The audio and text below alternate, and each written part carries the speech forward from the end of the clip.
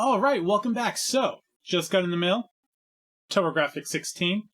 So I figured, well, it's time to do unboxing. It's been a bit since I've done a video, with everything going on, and this is a good one to start off with and coming back. Now, I ordered this from Amazon. I'm not really happy about it. They sent it in this box, not in a box. Sticker was right on the front. Good thing I got off with a hairdryer, but it is just destroyed. See right here, corner.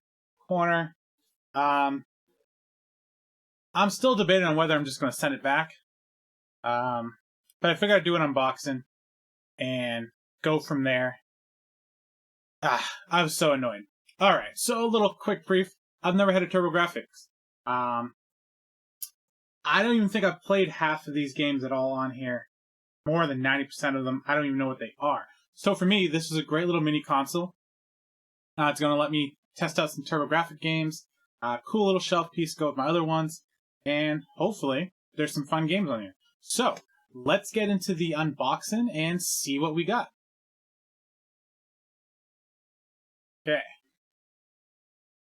So let's open it. The box itself looks pretty good. I like the artwork. TurboGrafx on the front. It really looks like something from the 90s-ish era. It is sad. All the damage on it and everything. But with these things, sometimes you don't know if they're going to have any more, so I don't want to send it back. I'm hoping that a store around me will get one in, and maybe I'll just send it back and get the newer box. I don't know. Let's find out. So on the box, we have Alien Crush, Blazing Lasers, Dungeons Explorers, Moto Rotor, Power Golf, R-Type, Victory, Splatterhouse. I really want to try out Splatterhouse. New Adventures Island. Not really a fan of Bomberman. Ninja Spirit looks cool. Space Harrier. I love that for the Dreamcast. Fantasy Zone I want to try out. Too bad some of these games are in Japanese. You'd think they would have took the time to put them on here and make sure they're translated, but hey, you know what? Can't always get everything perfect.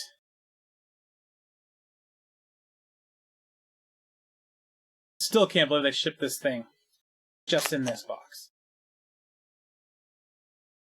Apparently Amazon or whatever was getting lazy, because come on.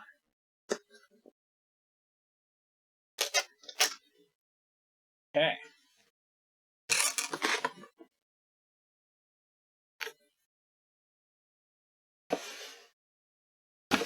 After we do the unboxing, I'll do a walkthrough through the menu and see how everything is like that. So we have the manual. We have the remote control. Which, I kind of like it. To be honest, I hear you can play this on the Switch, hopefully, and I like the feel of it. Size. Yeah, that's not bad at all. I do like that. That's nice. Okay, that right there. Wraps. USB charging cable. I wish I had the plug. I really like to know the plug that they give with it is the one that, works with it. Because sometimes you have older plugs that just don't work anymore or don't give the right power. I found that with Amazon Fire Stick. You know the right USB plug? It doesn't work. Alright, well, not much in it. Packaged really efficiently, which is what I like. Okay, and here we go. Okay, so that's really nice. I like the way that looks. I mean, it's not so mini, but that looks good. So on the front, we have the two USB ports for two controllers. I do know the original one, you had to buy an adapter to get multiple controllers out back in the 90s, which... that's a bad move. Little hue cards. You can make the Switch move, but there's no hue cards. They don't work. That'd have been cool, though, if they added, new hue cards to add more games to the console. That would have been a nice little feature. But how many more TurboGrafx games are there that you could want? HDMI goes right in here. Yeah. I mean, all in all, This is a nice little system. Manual, usual. I don't think there's anything for each game. It'd been cool if the manual included like a brief overview of every game, but that's probably on here, I hope. Okay, so before we plug it all in, I think I like it. No matter what, going on the shelf, I'm gonna like it. Hopefully, it has good games. If not, hopefully it can become a little TurboGrafx emulator type box to try out other games. But overall, I can't wait to play this. All right, let's do this. All right, so right off the bat, we have our language, obviously. English.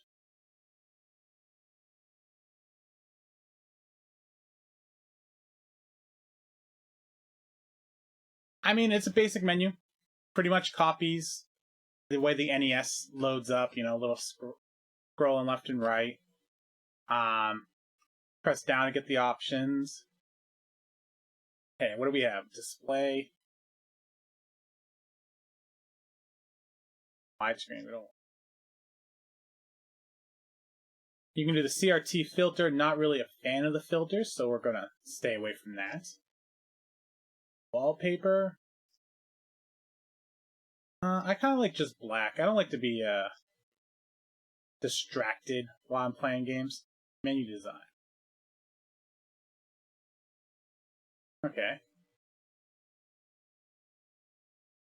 Okay, well, pretty much it. Sort by release date. I kind of like release date because I like playing games in the order they came out to kind of see how the console progressed as new games came out over the time. I mean, it's not always a perfect way of showing how well games get better. Just because it's the last game in the console doesn't mean it's the best version of a game. It's like the console. Ooh, I like that. That's good animation. Ooh. Okay.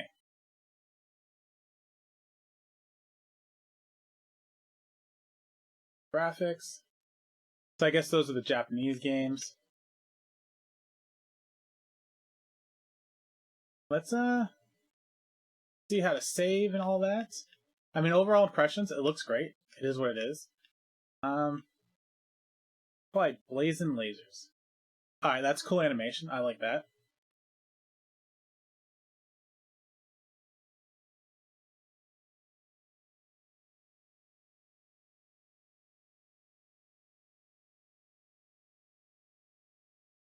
Press the run button. I love how it's the run button.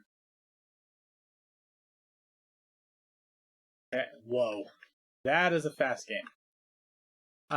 Overall, I really like the way the controller is handling this. I mean, I've never played the game before, so it's kind of hard for me to judge whether the game would be better with a joystick or if it's better with the original controller. But with the one they have with it, it's at least playable in my mind and enjoyable.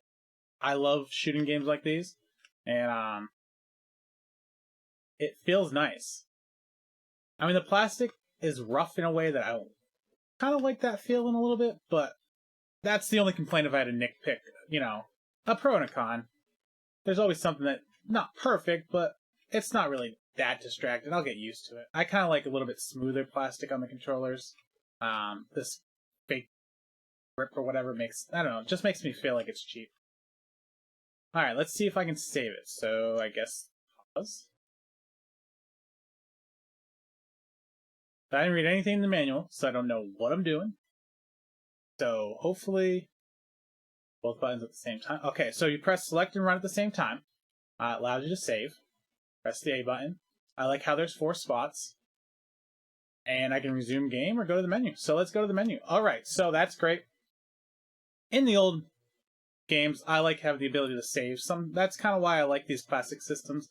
Certain games I've never played before, they can be difficult or hard or just time-consuming. And I'd prefer to have the ability to be able to save if I need to leave or do something else.